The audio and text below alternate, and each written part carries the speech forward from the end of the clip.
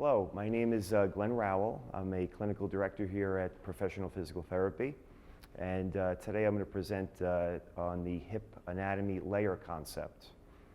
The layer concept was initially initiated by Peter Dreyevich, who's a physical therapist, and Jamie Edelstein, as well as Dr. Brian Kelly at HSS, and it was presented at CSM a few years ago. And I think it's an interesting way to, a different perspective as to how to look at somebody's structure in determining what maybe a pathologic tissue is or what went into somebody's injury. And the layers are described as being in 4 parts, and the first one is called the osteochondral layer. And the osteochondral layer consists of the femur, the acetabulum, and the innominate. And the normal geometry or morphology of that first layer is described in a few basic elements. And the first one, which is kind of best visualized with this kind of visual hook, is called the femoral neck shaft angle. And coxa valga would be an angle that would be 140 degrees or better, and coxa vara would be an angle that would be 110 degrees or less. Femoral version describes the forward or rearward orientation of the femoral head neck. Greater than 15 degrees would be anteverted, 8 degrees or less would be retroverted. So essentially that's the person that you see who has a toed-in sort of gait, maybe who's anteverted. And the reason being is that what they try to do to establish centricity, or their femoral head being maintained properly in the acetabulum, is they internally rotate their legs while they stand and walk. The femoral head-neck offset is what's described radiographically as an alpha angle, and that is the junction between the femoral head and the femoral neck. And an aspherity, or a bony overgrowth in that area, if it's more than 50 degrees on this particular radiographic indices, is a CAM lesion. The lateral center edge angle really describes what kind of coverage the femoral head has.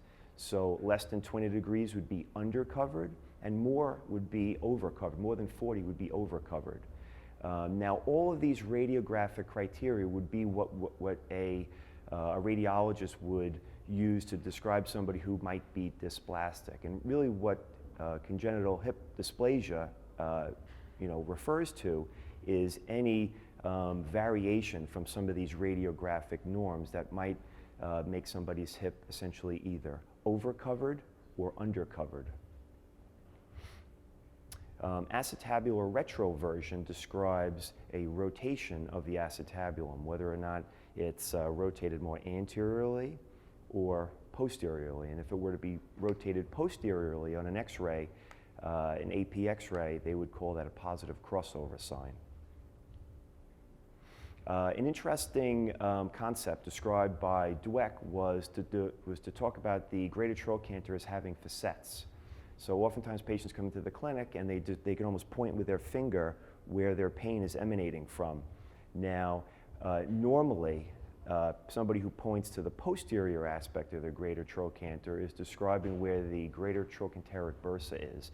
And that might be somebody who, if it's somewhat recent, the onset of their symptoms, might be appropriate for a cortisone injection, steroid injection.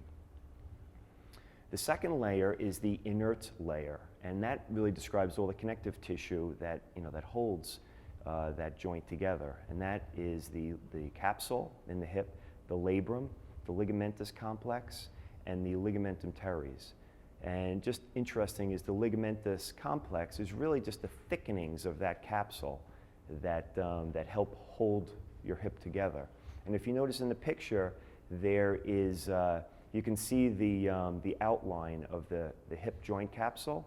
And also what I like in this picture in the cadaver part is you could see an area where iliopsoas traverses across the front of the hip.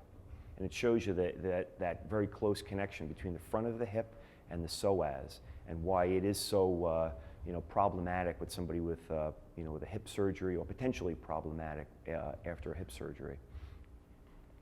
The labrum establishes really what's called a suction seal, and essentially maintains a negative pressure to reduce any overwhelming focal compressive forces in the hip. And in the advent nowadays with a more powerful MRI and with an increased diagnostic ability and some of the surgical techniques, really the part of the hip labral repair that reestablishes that suction seal is what's crucial to the longevity of the hip later on. And looking at that labrum from the side, you can almost describe it as almost the face of a clock, the very top being 12 o'clock. Palpation of iliopsoas has always been somewhat of a challenge. Proximal to the inguinal ligament, I'd have to say that it's extremely difficult to palpate through all the musculature and try and get a sense that you're on what you think you're on. However, distal to the inguinal ligament, it's somewhat easy, although you only get a small piece of it. And whether or not it's the muscular piece, the musculotendinous junction, or just maybe the tendinous part, it's hard to say. But in any case, lateral to the femoral artery is where it's located. The hemipelvis is a term I like to refer to in thinking about especially core injuries or athletic pubalgia. And the real primary culprits is the medial core, which are your adductors and rectus abdominis. Anteriorly, it's psoas and iliacus, rectus femoris and TFL. Posteriorly, it's hamstrings, deep rotators, and laterally, it's the gluteals. It's interesting that some of the musculature and part of the anatomy is always easier to get a sense of if you put it into different groups. Another grouping of your core muscles is the concept of an inner core versus an outer core. And your inner core really in nature is designed to work as a corset to hold up your spine and to provide stability of your trunk. More so maybe in relation to the outer core, like the rectus abdominis, which might act as an adjunct to the inner core, but maybe more so in a dynamic role. And this slide I like because I think it illustrates some of the proportions of some of the musculature in your core and exactly where they start and finish. And what I think is interesting in this is if you look at transverse abdominis. Transverse abdominis really is located more laterally and then morphs into that connective tissue structure that spans across the front of your abdomen. And also psoas, iliopsoas. Psoas really has two major portions to it. It has a more cranial portion and a more caudal portion. And cranially, some of the muscle type is there for a supportive role for your spine. More distally, towards the lesser tuberosity where it attaches, it has more of a dynamic role as a really a strong hip flexor. Adductor magnus, this idea of it being similar to the latissimus dorsi helps me imagine what its roles are, which are to be an internal rotator, an adductor, and an extender. And you can see because of those multiple roles why some of your adductors might have the tendency to compensate with a hip injury.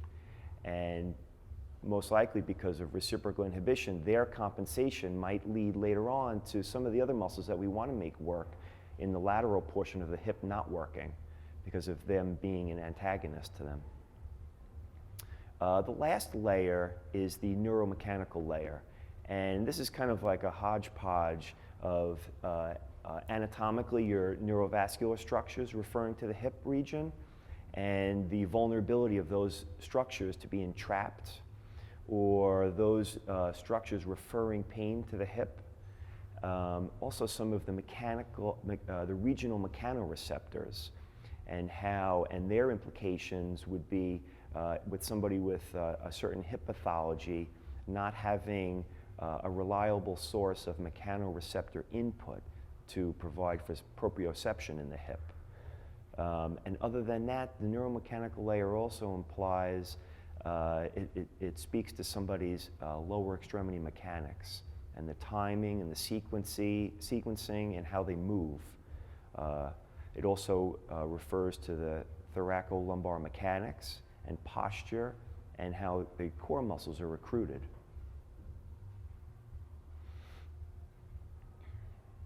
And this is an illustration of that feedback mechanism from the mechanoreceptors in the hip to the spinal cord and the nervous system, and then the resultant muscle action in response to that.